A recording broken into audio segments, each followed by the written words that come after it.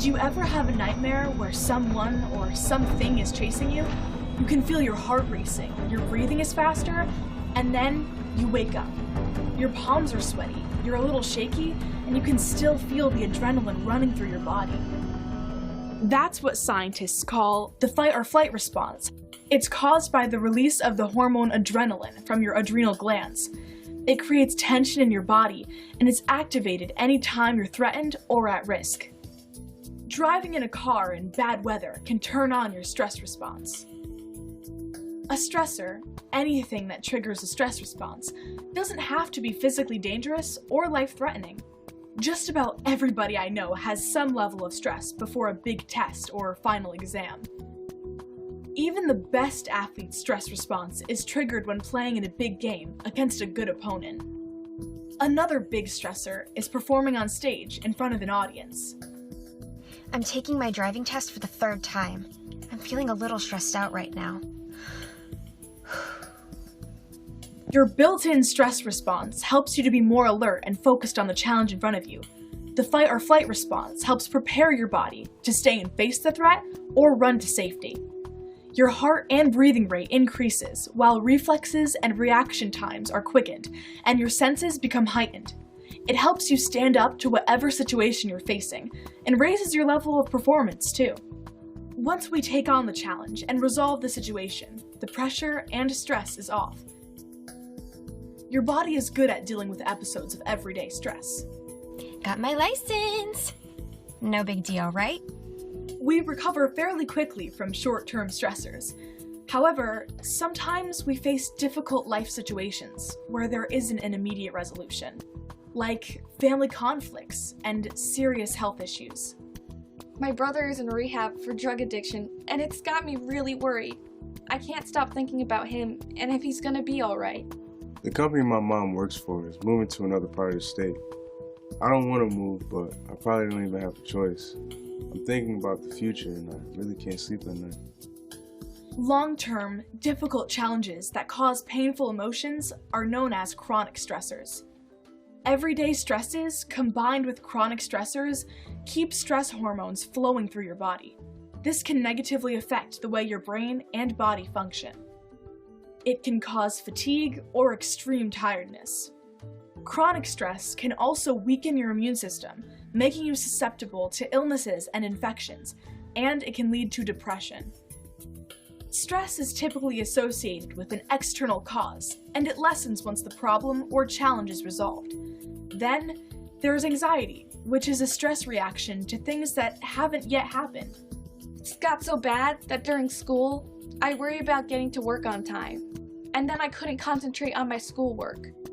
The morning of a test, I wake up, my chest would tighten, and it would be difficult to breathe.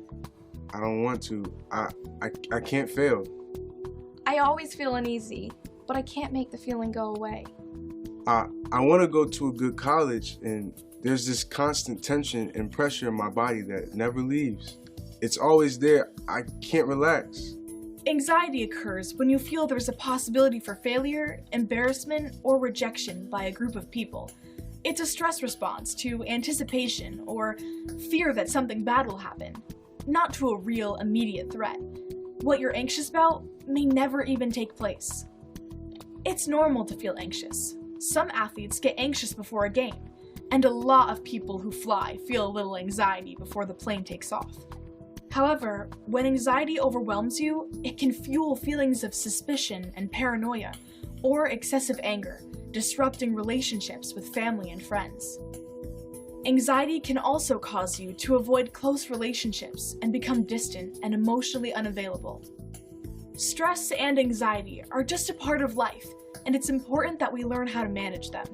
Lots of young people say they're stressed out because they have too much going on.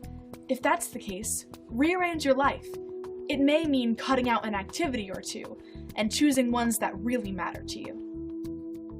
Trying to be perfect? It's not going to happen.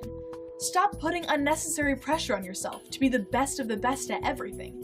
Be realistic about your abilities. Build relationships with people who make you feel good about who you are. People who you can trust to ask for help and support. Treat your body the right way. That means eating right, exercising, and getting enough sleep. It also means taking time to relax. Some people use alcohol or drugs to relieve anxiety and stress, but it's not a natural state of relaxation. It's only temporary, and the after effects can cause you even more stress. Learning healthful ways to relax takes time and practice, and it's an important skill to have. When you experience chronic stress or excessive amounts of anxiety and nervousness that you just can't shake, you may need to get help. Mental health professionals or therapists will look at your symptoms and create a plan to help you find relief. They can help you learn different ways to manage your feelings and teach you new coping skills. There's no doubt that as we face new problems and challenges, stress and anxiety will be there every step of the way. Our stress response is a natural reaction designed to make us more alert and focused. When managed, stress and anxiety can be very helpful in taking on life's challenges. However, when stress and anxiety take control, it can take a toll on our physical and mental health. How do you manage everyday stresses of your life? How do you relax? Are there times when you feel overwhelmed with anxiety or your stress level is so high you want to explode? What do you do?